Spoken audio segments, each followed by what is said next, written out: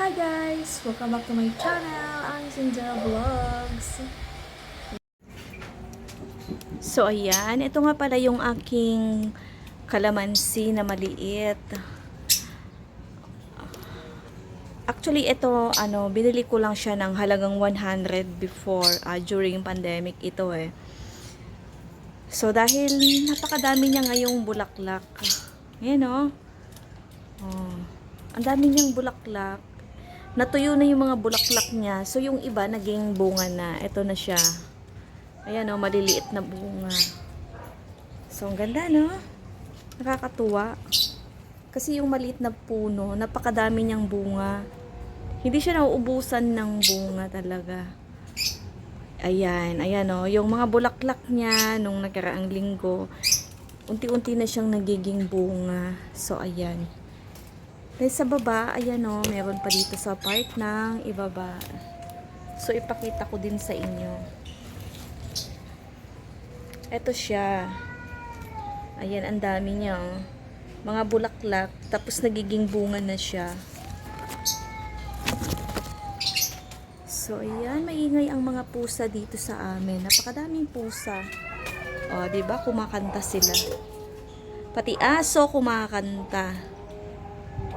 So sa video ito nga pala ay magmamarkot ako ng halaman, kalamansi.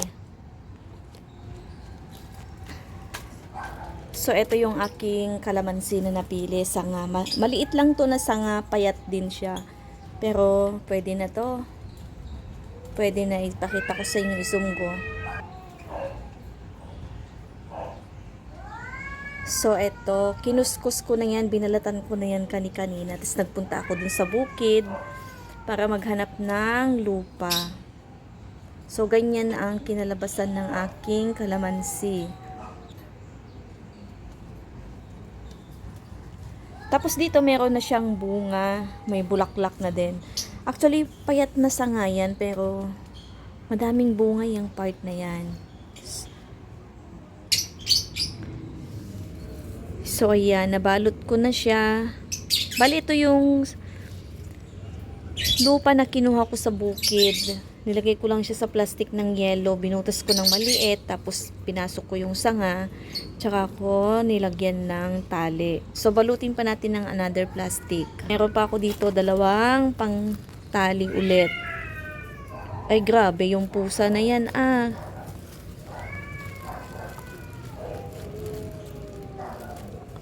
Wait lang, kailangan siguro natin tong putulin. So, ayan, ito yung kanyang sanga, payat lang siya. So, natapos ko na nga itong balutin.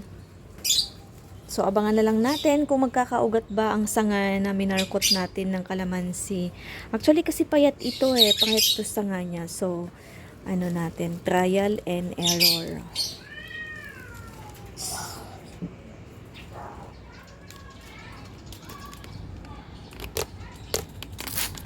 So, kailangan nating isprayan. Meron ako dati gamit dito na sprayer bottle. Nilagyan ko lang siya ng tubig. So, sprayan natin.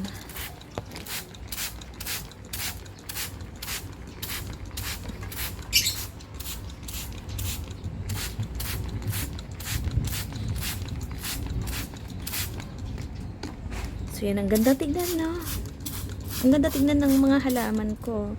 Kukunti lang siya, pero buhay na buhay ang aking mga halaman. So, ayan yung minarkot ko.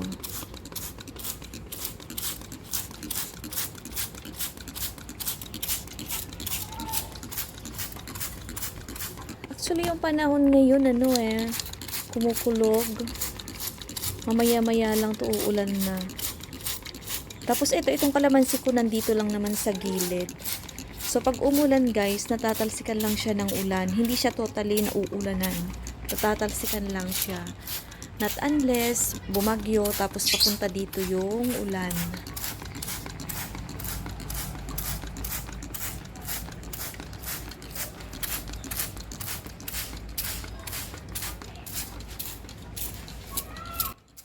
So ayan, i-update ko na lang kayo kung yung kalamansi bang minarkot ko ay nabuhay.